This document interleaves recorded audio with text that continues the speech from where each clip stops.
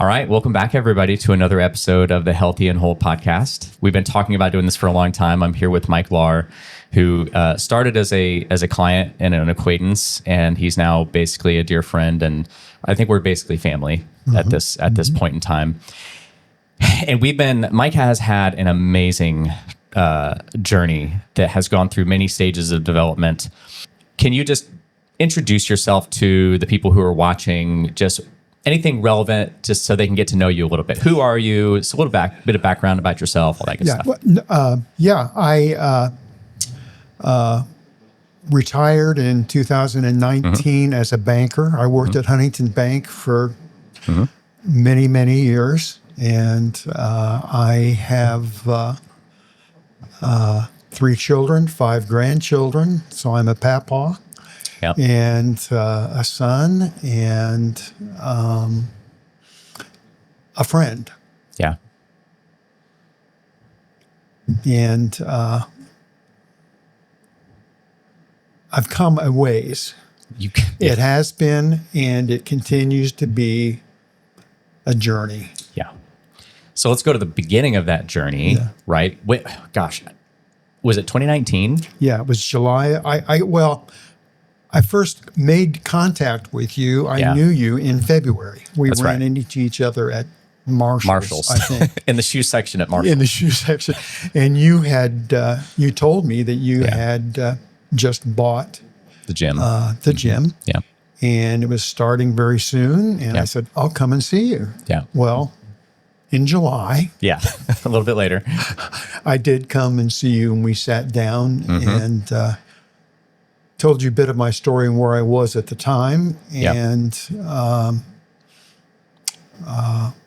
I think I made the decision on the spot, because I at that point I was figuring I'm retired. Yeah. And this could be my very last shot to regain my health. Yeah.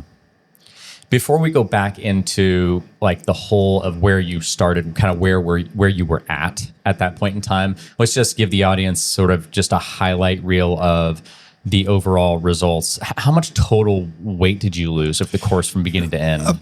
From my peak, 70 pounds. 70 pounds. And at some point, at some points it's been 75. Yeah. But as we know, we maintain in that range. Yeah. Yeah. And you also have kept that off now for, it's going on 6 years. 6 years now, right? Yeah. Absolutely amazing. And you've done a lot of amazing work as well in controlling your blood sugar. So when you first came into the program, we actually, if I remember right, we actually thought you were a type 2 diabetic. Yes, and I'd always thought I was a type 2 diabetic, and that's how I was diagnosed. Yeah. And I was diagnosed the summer of my 40th birthday, which was 28 years prior. Yeah. And that's how I lived my life, thinking that. Yeah. And then as I began more aware and taking more responsibility for my diabetes, my caregiver said, well, let's do the antibodies test. And when the test came back, it showed that my pancreas was not producing insulin. So she changed the diagnosis to a type 1. Yep. And basically, what that means is that I will rely at some level on insulin. For the rest of my life. Now, that's not to say that diet and exercise doesn't impact it day to day. Yeah. But yeah. And the reason I think that is really interesting is because we didn't know that until you lost all the weight and we got your A1C. I want to say you started around 7.9 or 8. Oh, yeah, at least. And then we got it, I think we got your A1C all the way down to maybe like 5.5 or 5.4 at some point in time. Yeah. And that was completely in the normal range. And that's where we were thinking, hey, maybe you can come off of insulin. Maybe we don't need this anymore. And that's where she ran the test. And we found out that you were actually type 1 and we had to shift gears and just kind of learn to manage with like using diet and lifestyle so that you would only need the minimum amount of insulin and things like that. And really, to me, at the time when I learned that, it just changed my identity a little bit. However, it did not change the way I was living my life in the program. Yeah. And what I'd been doing in terms of diet and exercise. Yeah. And I just really just kind of continued on. Yeah. Yeah. There was probably just a moment where you just kind of had to accept a little bit of a surprise and then say, okay, there's going to be a little period here where I can just learn that I'm going to just adapt and this is just I'm going to, just make it work long term. And you've done that. You've done an amazing job of that. So now we've kind of covered the highlights. You lost and kept off somewhere between 70 to 75 pounds.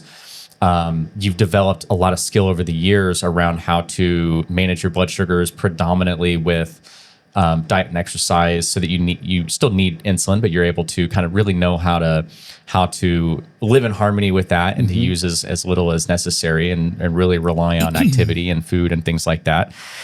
Let's go back just real quick, because there's 3 stages of your journey that I want to go through. Okay, there's the first stage where you really lost the bulk of this weight and really got control of your blood sugars, and you learned all the bulk of the fitness and the nutrition skills and the lifestyle, and you built a lot of that. And then there's a middle section that was a kind of dark and a hard time for you and your family.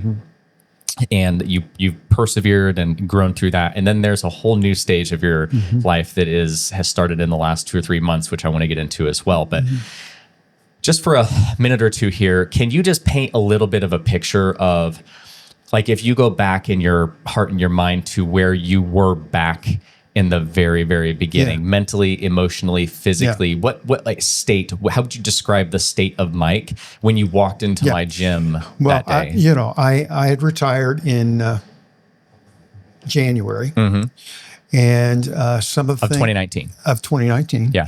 And some of the things that I had planned were not materializing as quickly as I thought they should. Yeah. And I wasn't sure exactly what to do about it. So, bottom line, I was depressed.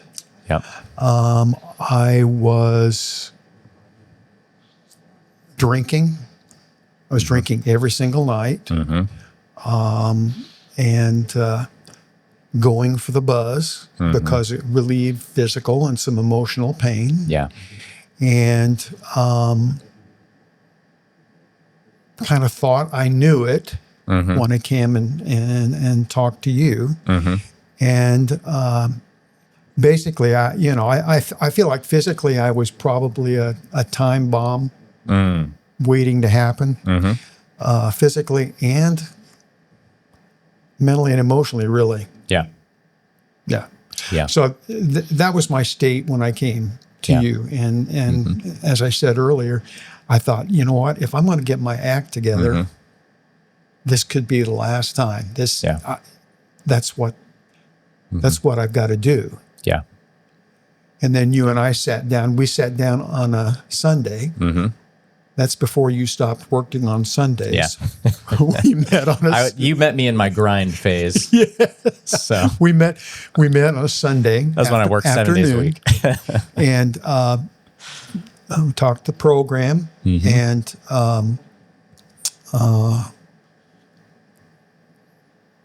I bought. Yeah. Yeah. You bought both financially and mentally, emotionally. Yeah. Well, yeah, right. Yeah, absolutely. And looking back, that buy-in, both emotionally and financially, was probably the best investment I've ever made. Honestly. Because I really and truly wonder if I hadn't made that step, if I would be around today because of my health. Yeah. Who knows? But who knows? That's right. Thriving now, and that's what matters. Yeah. Yes, I am. So cool. So that paints the picture of where you started, and then about that first 6 months, you really made a lot of progress. And let's just kind of have you describe that first leg of the journey where you learned a ton around food and fitness and just all that stuff. You really built the foundations of the lifestyle that would carry you through these next two big stages. But just what stands out to you as far as kind of what were some of the big things that either you learned or the foundational things that really turned things around in that first leg of this journey? I learned a lot about my body and about the diabetes. Of course, with the increased activity and the steps, and I was really obsessive about keeping the activity and my food. As a matter of fact, if I'd walk in and my scales were up 3 pounds, you'd have to talk me off the ledge and show me a you and many other clients who are very attached to the scale. I know. We gotta And then the other thing I learned is that I had to be careful about my blood sugars when I was doing this increased. And so I'd be walking the Vandalia Trail out by Greencastle. Or on the B&O Trail, west of Brownsburg. And you'd have a blood sugar low. 3 miles from my car. And I would have a blood sugar low, and I wasn't prepared for it. So I did work with my caregiver to talk about, instead of going rogue, which could have been my response, I did talk to her with your encouragement. And we essentially dialed down my insulin dosages so that it could accommodate that. And the other thing I learned that I still do today is I have to be prepared at all times for a low. So I carry Tootsie Roll Pops with me and a protein bar with me. Just in case. All the time. So, I learned about my body. I learned a lot about diabetes. I also learned a lot, and I continue to learn a lot about the food, how it affects my body, what I like, and some of my habits. That I'm still learning about some habits that I'm trying to develop. Some of the habits. It's a never-ending developmental process. Absolutely. And and the habits I had at the time were not helpful to me for my mind and for my blood sugar and for my body. And that's one of the reasons I've always been so excited to have you on and to talk through this part of your journey, is because there are a lot of people out there who are pre-diabetic or type 2 or type 1 diabetic, and a lot of type 2s out there who are insulin dependent at the moment. And there is a lot of confusion around that, what that whole process is going to look like to improve your blood sugars and your diet and your lifestyle, and how that journey looks like with when you're taking insulin. And it is sort of this stair-stepping adjustment process we have to do, because your insulin levels are based on the food intake, and they don't really take much into account your activity levels. But as we're increasing your activity levels, you're walking more, you're biking more for optimal health, then biking, all physical activity acts sort of the same way that insulin does in the body. Sure, indeed. And there have been times when I will, let's say in the evening, after supper, I may not have judged well, my blood sugar goes up. And so I would go out and I would walk a mile or 2 miles or 20 minutes. And it would start to bring it down where it needed to be. So yes, absolutely. Absolutely. And it still does that for me now too. And that's that important lesson that you learned, and I think is important for everybody here too, is that we want to be physically active, we want to strength train, we want to walk, because those are all essential for long-term health and your blood sugar management, but those activities do have a similar impact as insulin. So when we're increasing activity, we then have to, in kind, start to reduce down our insulin intake so that we don't have as many lows, and it's kind of an uncomfortable process. True. You had a lot of lows during that time, and you were probably ready to scream at one point in time. Do you remember when I was walking the B&O Trail? Oh yeah, you called me and say, I'm calling you just in case. Just in case I die, I'm at mile marker number on the B&O Trail. Yes, but and I love my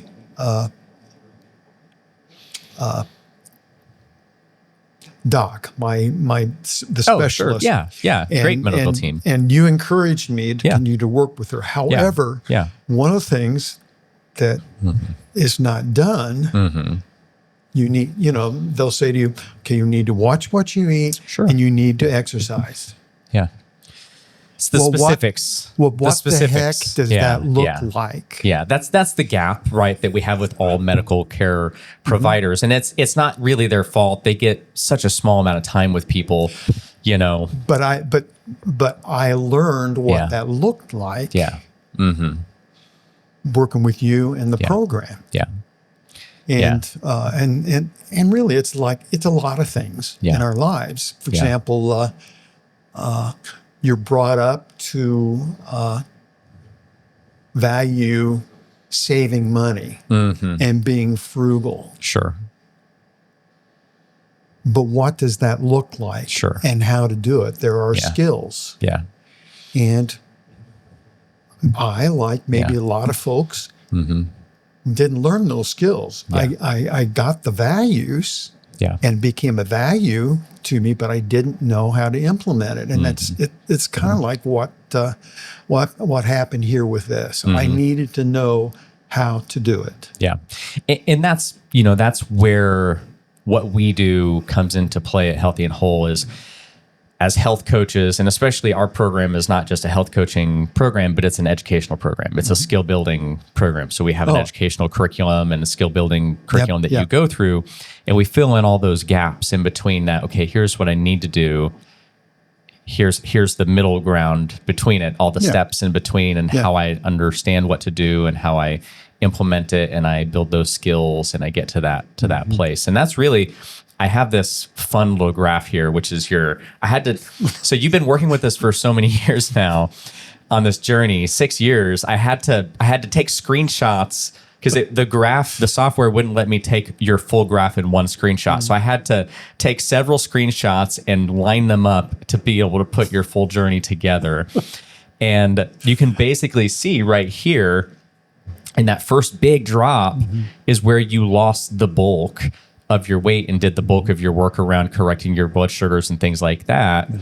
And that's where you built a lot of that. That's where you learned a lot. You still, of course, are always learning and developing, but that was kind of where that initial big upgrade came, with that learning there. And then we entered into a season of maintenance here. And then you eventually decided, hey, you know what? I've been maintaining here. What if I got a little bit leaner? And then you've been maintaining there. But let's transition and let's talk about the next. Remember what I said? There's 3 stages here. Okay. Yeah.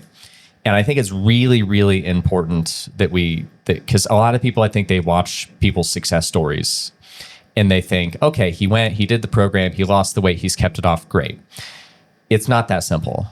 Life is not that simple. And I think it's super important to show people just the reality of life and what happens in life and what that looks like to persevere through that. So tell me a little bit, whatever you're willing to share about the start and just what this middle section kind of looked like. My voice is going to change here a little bit. Yeah, absolutely. Yeah. So I'm going along. Yeah.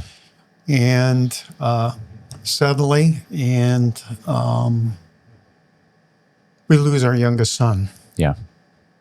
Yeah. Mm-hmm.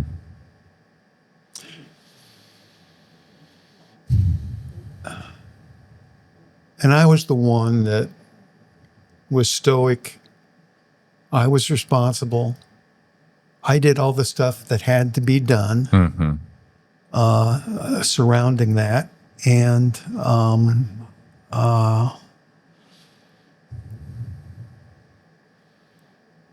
emotionally, I isolated. Yeah. And I was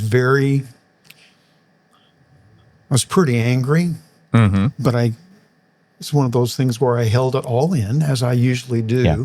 Come up a little bit closer to your microphone.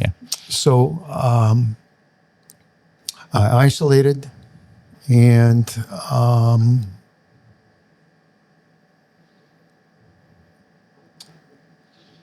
started to do some of the deep work that I needed to do. And,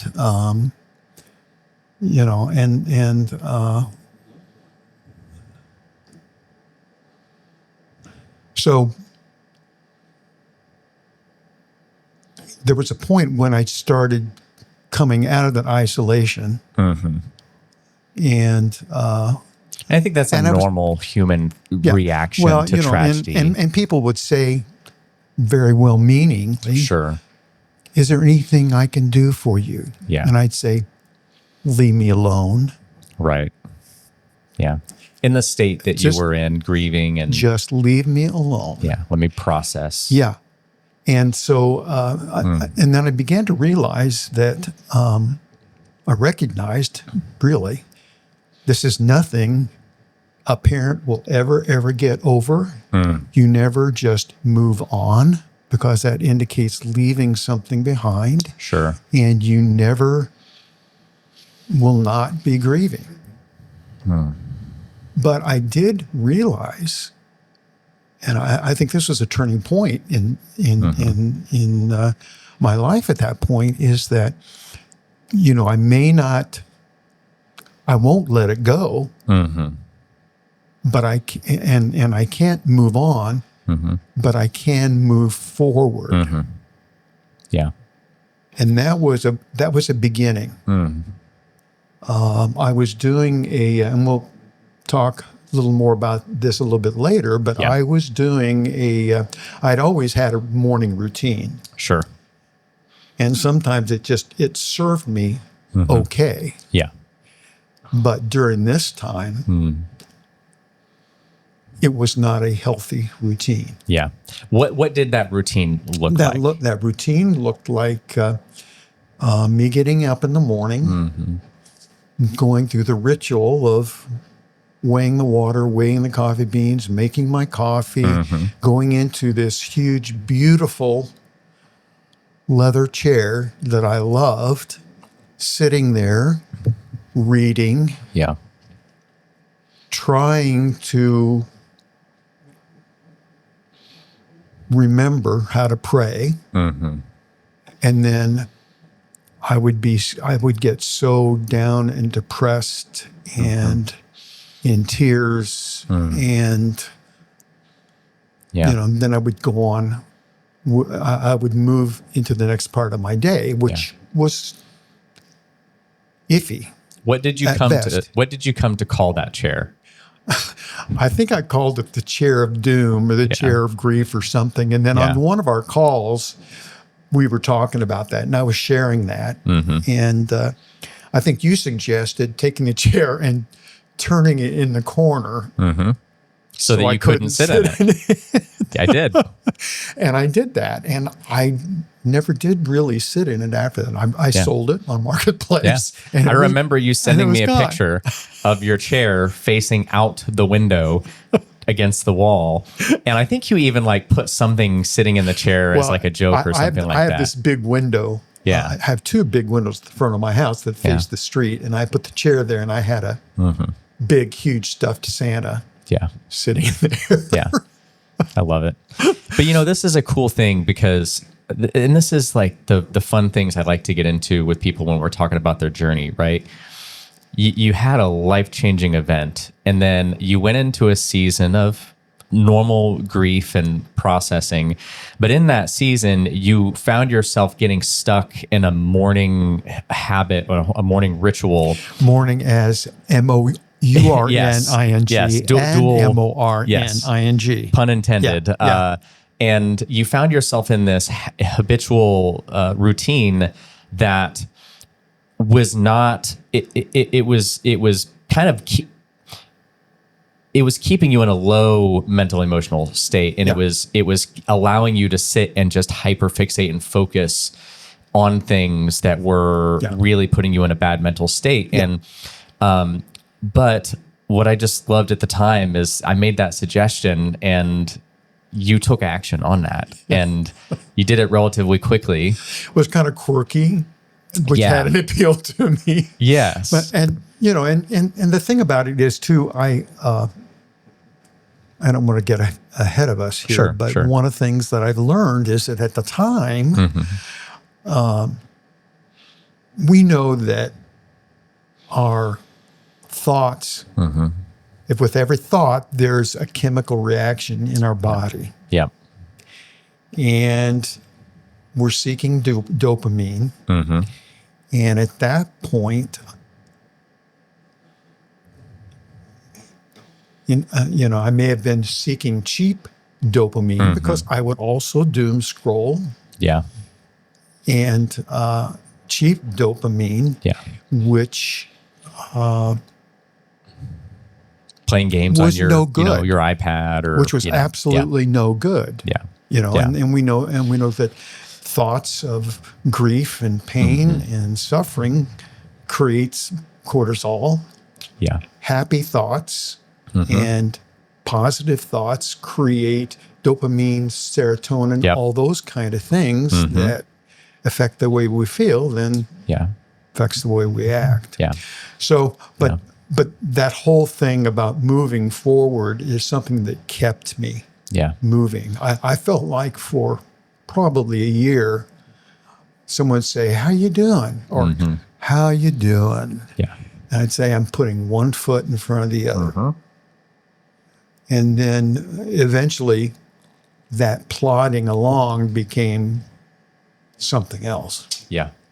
Moving forward. I could buy into that. Yeah. And, you have always talked about reframing your perception of ideas and reframing the concepts to make a tough situation different. And I was thinking, you know what? I can never, ever reframe that idea, and I will never say that happened for me and not to me. However, I will say that it did stimulate a lot of growth. And I have grown tremendously in light of it. Yeah. The impetus came from it. And so I can reframe that. Yeah. I had 33 wonderful years. Yeah. He was a good man. Yeah. And so am I. Yeah. Yes. And I was a good dad. Yeah. It kind of comes down to that. It sounds cliche, but it is just true. That whole old saying of turning lemons into lemonade. A tragic event like that is tragic. And like you said, you never let go of that.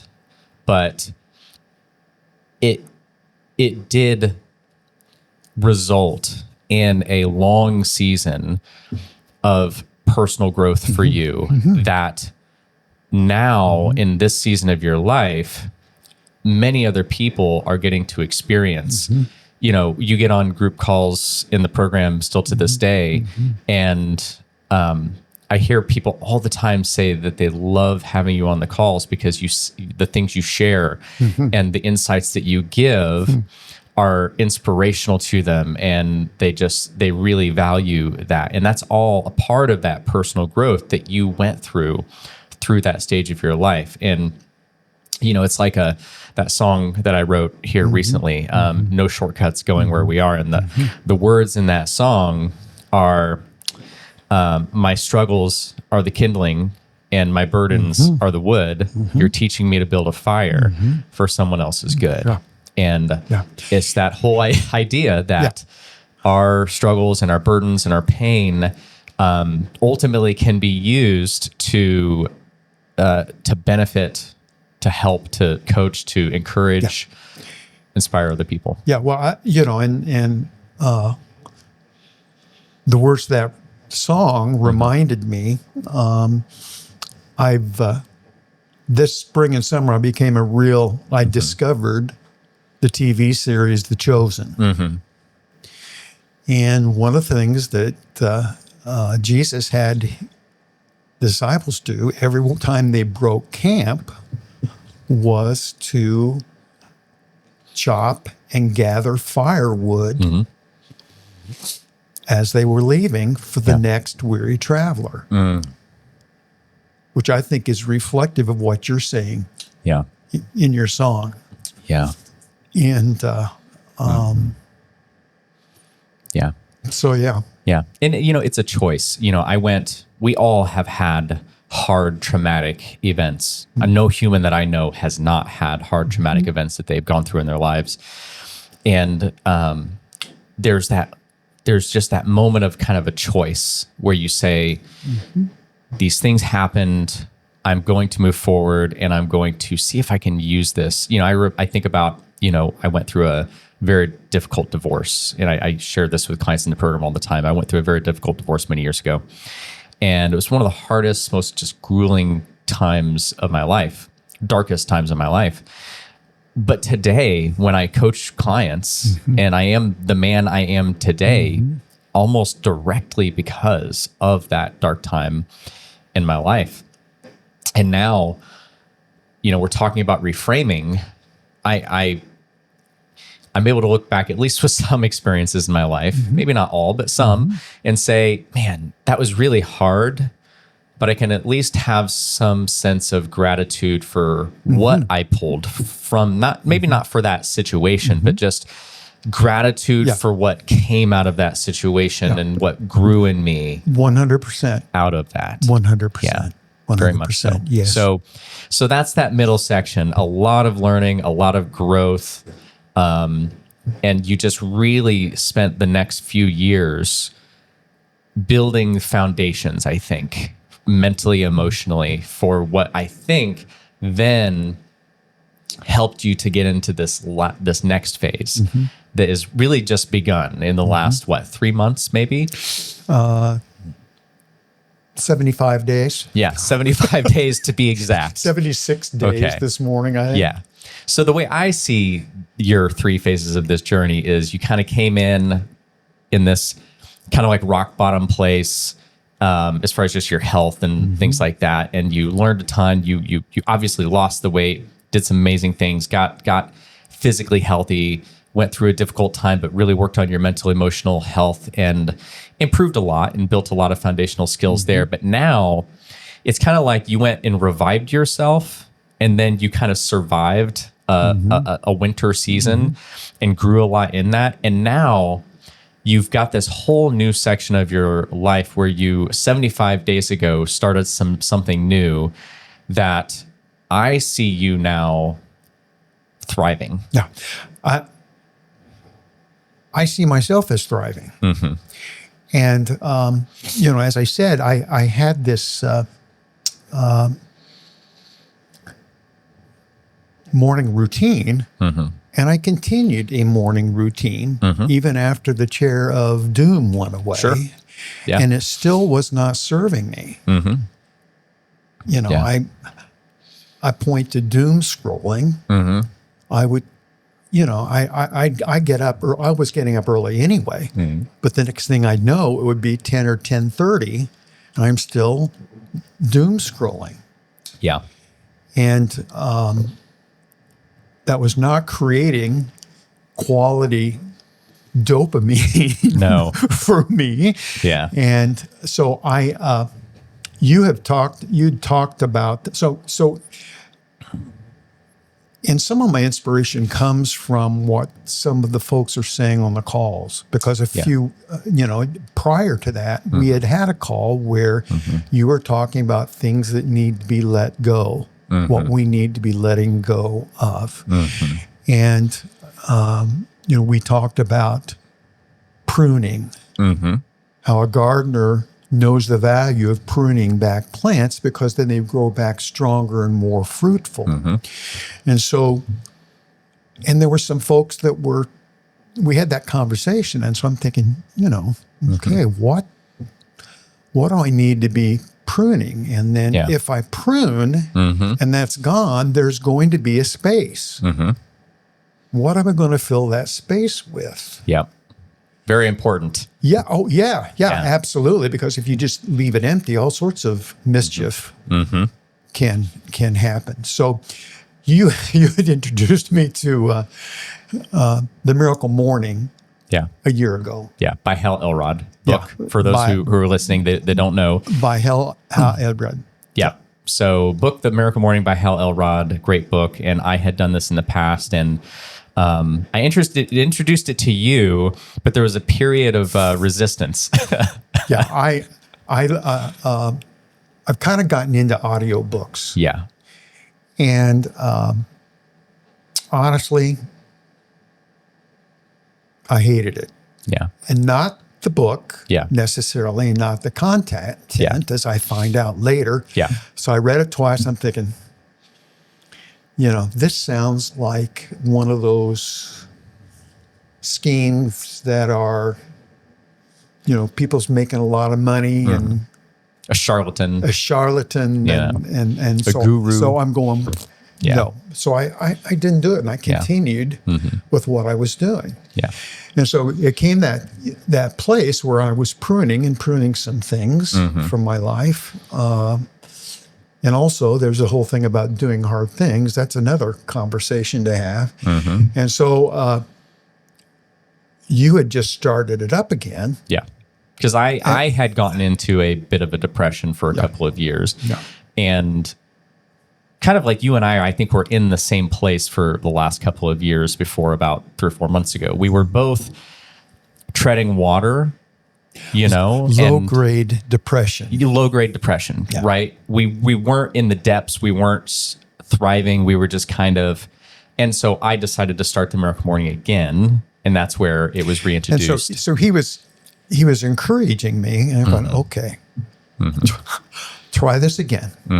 So I went through it, still didn't like it, went through it, and halfway through it, it was the voice actor, right? And what I realized was one of the things I need to let go of was my false belief that the voice on there to me sounded like an evangelical preacher looking for another notch on his belt or a used car salesman. So I'm thinking, okay. Yeah.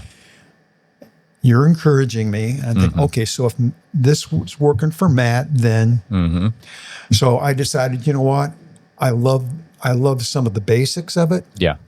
I'm just going to jump into it and do it. Yeah. So you downloaded the app. I downloaded the app. There's a Miracle Morning app. And I started going through it.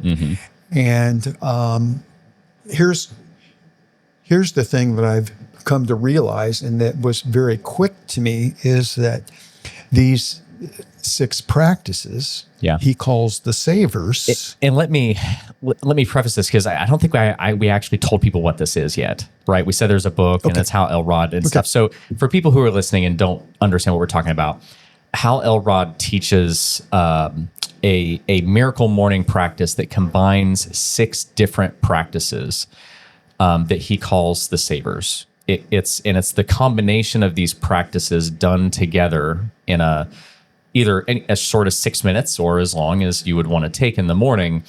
That makes it so effective, right? And it's meditation, affirmations, visualization, exercise, reading, and journaling.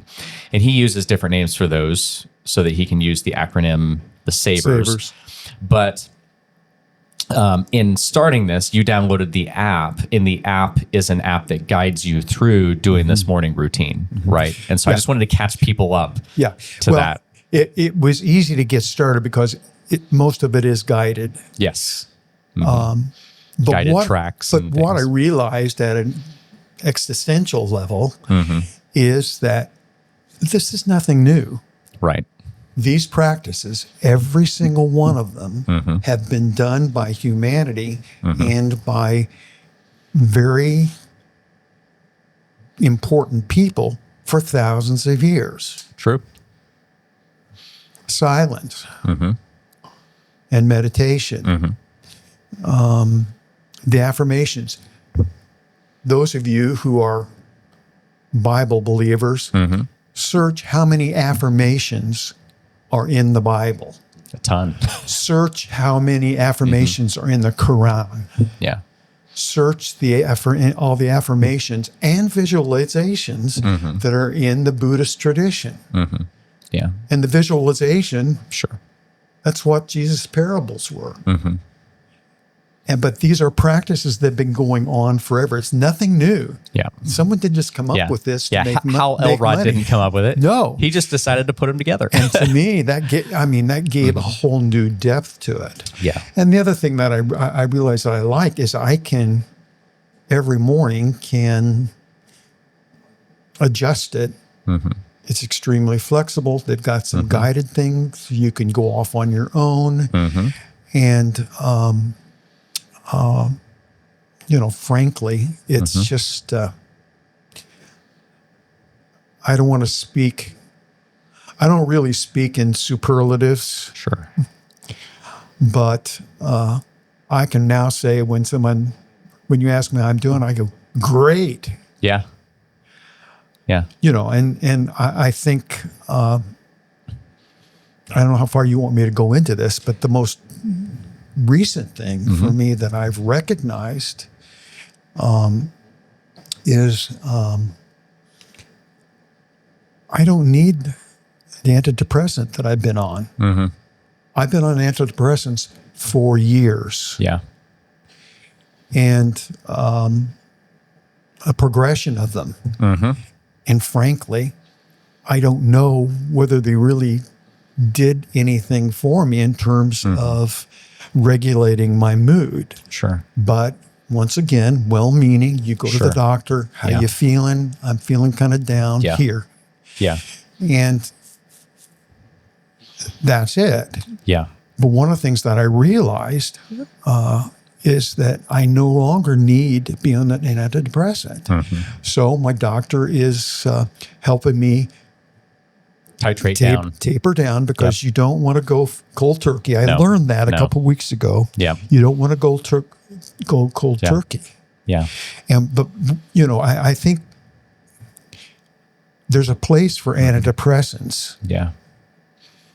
When Alex died, I asked the doctor to increase my antidepressants to help get me through this to the point where I could start doing the work that I needed to do. And so, yes. And at some level, I can't think of very many days when I have not had at least a low-grade depression in my life and anxiety. But I've realized that I don't need them. Right. And that antidepressants for the rest of your life is not necessary. Right. So that's the big big thing, big recent thing. Yeah, what I love about this, there's two things that I want to tease out. We'll see if I can remember the second one by the time I finish with the first one. But the first thing is this. You came into Healthy and Whole 6 years ago in 2019. And in your first 6 to 7 months is when you just really knocked out the bulk of your physical health transformation. You could have easily, as many people do at that point in time, said, thanks, Matt. Appreciate your help. I'm going to go and maintain. But you didn't. You stuck around, kept jumping on group calls, kept wanting to continue to learn and to grow personally, especially in the realm of mental and emotional health. You kept kind of paying attention and trying to figure out, can I improve my morning routine? Can I improve this part of my life? Can I try to get more consistent with strength training? Can I, you were biking at one point in time. You continued to try to stay on a forward leaning focus on personal development and growth. And through that difficult time.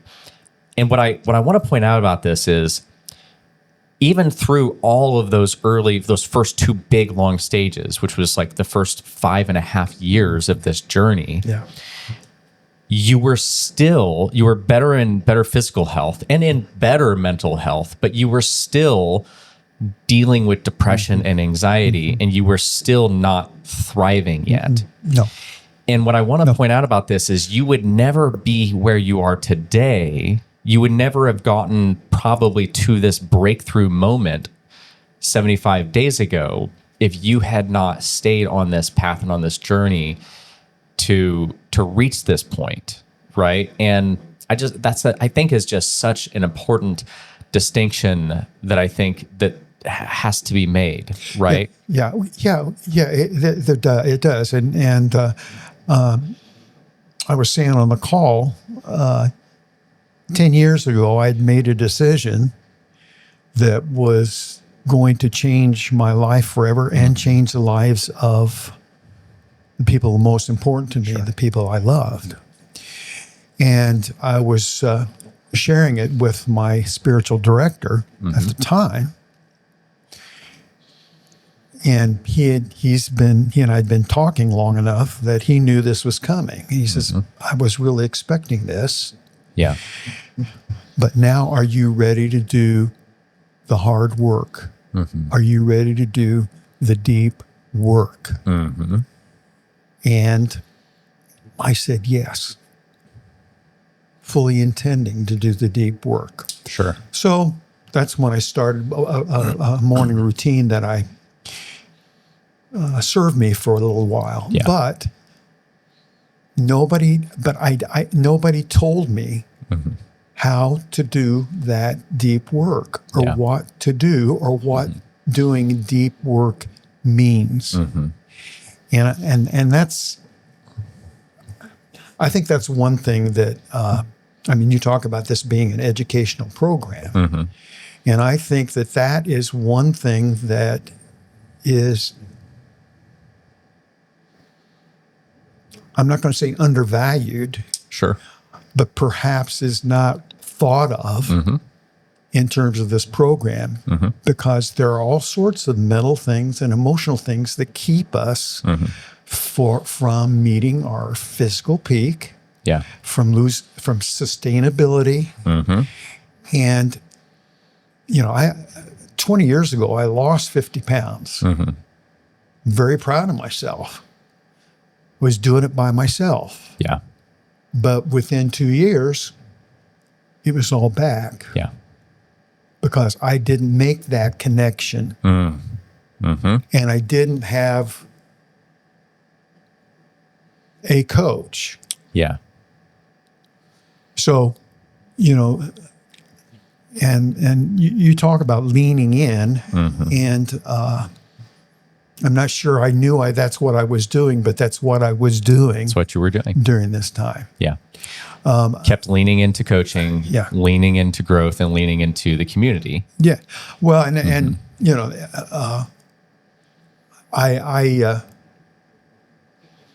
I'm an extreme introvert, and I'm kind of suspicious about the community thing. Sure. And so I kind of have laid back over time. But I will tell you that these calls that we have, I've gotten some inspiration from what people have shared. For example, earlier this year, the conversation went about doing hard things. Yeah. And you were talking about how you take a cold, you take your regular shower and then you turn on the cold water for 5, 6, 8, 9 minutes. 10 minutes today. 10 minutes today. And I'm thinking, when you first said that a year ago, I tried it once. I'm going, I don't think so. Yeah. But we're having That's that most conversation again, and there were a couple of people that were doing that. I'm going, you know what?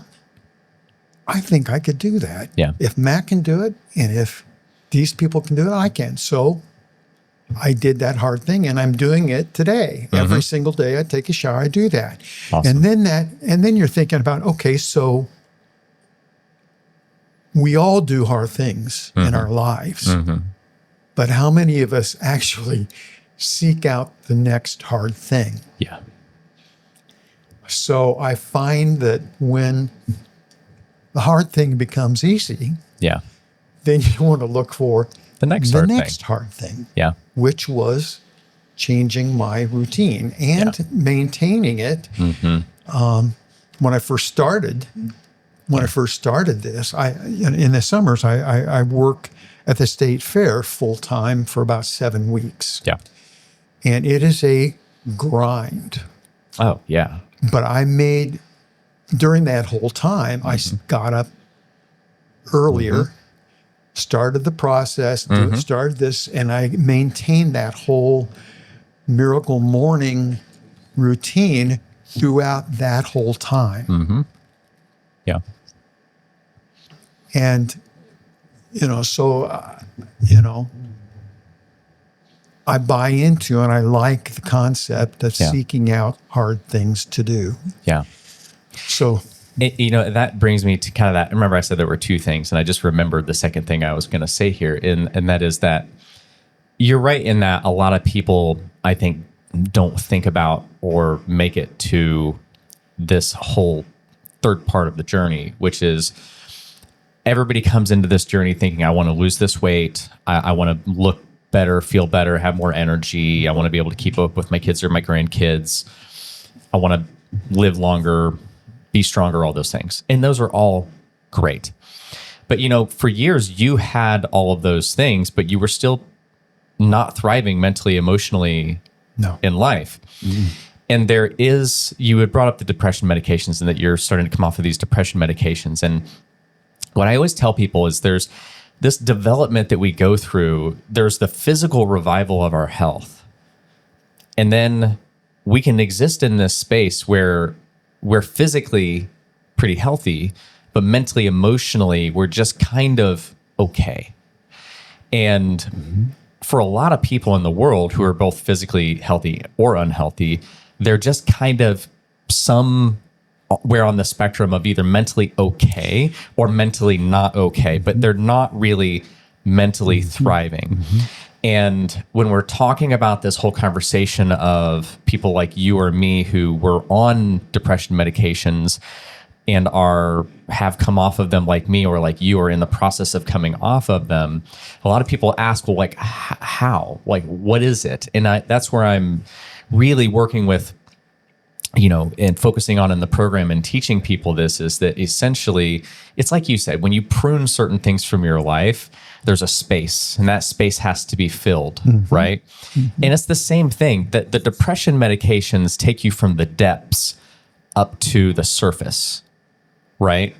But then if you want to go from the surface where you're just treading water and keeping your head above water and just okay, and you want to go to the top of the mountain where the view is great, that's where we have to start building in the right morning routines, the right daily habits around meditation and journaling and self-care of these things, and daily personal development and growth, where you're reading books and you're eliminating all the negative, toxic content, from your life, and you're doing intentionally hard things, right? We're pursuing chosen suffering, so that when we experience other suffering in life, we're a little bit stronger, a little bit more resilient when that happens. And there's a whole other thing that happens that takes us to where, okay, not only do we not need the depression medication anymore, but we are thriving. And that's because there's just a set of habits, mindsets, beliefs, values, and things like that. Yeah, and that's another thing that I had to prune and that I had to release is some false beliefs. Yeah. The false belief that that this process was not for me. The false belief was that the voice was not the program. And,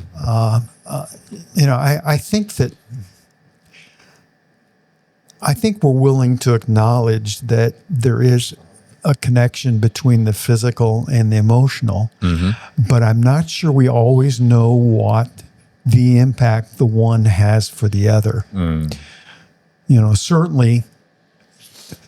Certainly losing that weight and getting my blood sugar was a wonderful thing. And I was so grateful and appreciative of it.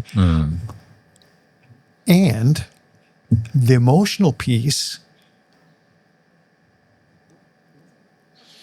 had a strong connection to that it was a natural progression to go from the physical piece, that drop from that man in that chair to going to having a life where you're thriving, you're excited, you've got hope. And I think part of depression is not having hope. And you just need to follow that. And it's there for you to follow. And, I truly believe that we aren't meant, there's some things that we're meant not to do by ourselves. I think we had our culture has this myth of a self-made person. The self-made man or woman. Self-made man. And I think that's a myth. I would agree. I mean, but grief, pain, joy, we aren't meant to do those things by ourselves. And I was trying to do them by myself. Not the way we're made. Not the way we're made. Not at all. So as we round out, we've talked through all three sections of this journey. And like I said on the call that we were on last night, I can see you changing just like day by day. You were over here at the house the other day for a check-in, and a friend who cleans our house was here, and she, even after you left, made a comment about, what, Mike is different. She said, he just looks and just sounds, your energy was different. She said, he looks younger and more vibrant, and all this. I like the younger part. It's all this stuff. And I said, and I told her what you were doing. I told her that he's in a new part of his journey where he is really dialed in on the things that are taking him to a whole new level mentally, emotionally. And it's just really, really cool to see. And it's not hyperbole to say, I do not leave my house in the morning until I've been through that process in the morning. And, it's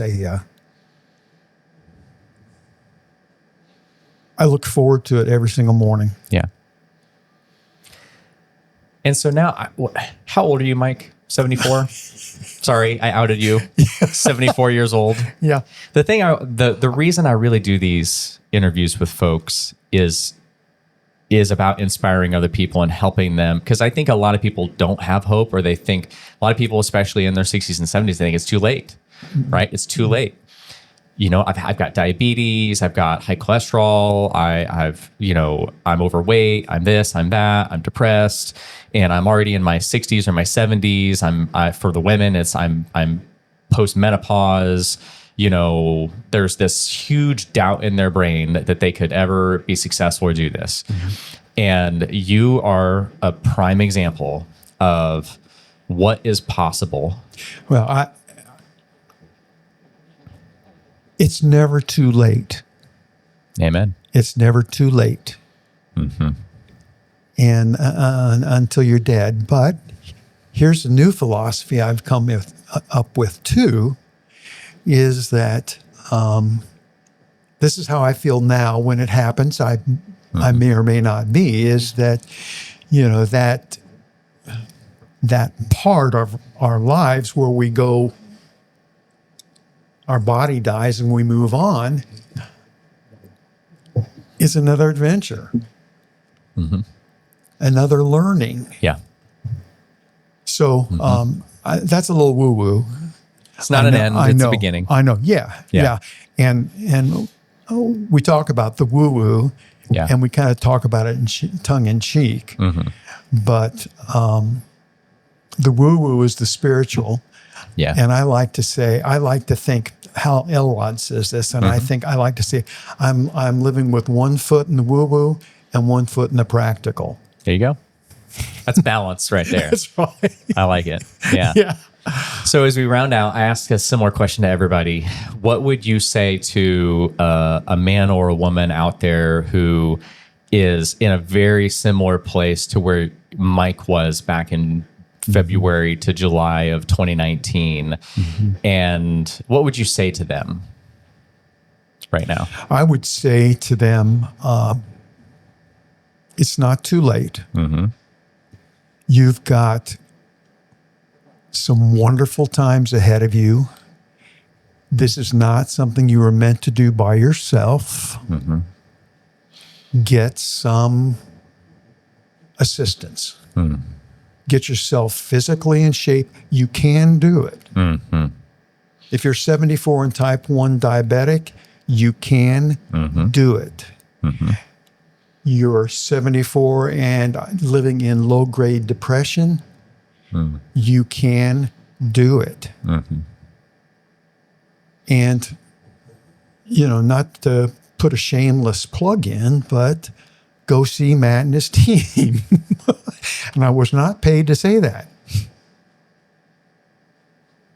Find someone who is equipped and knows your journey because they've had their journey, and surround yourself by those kind of people.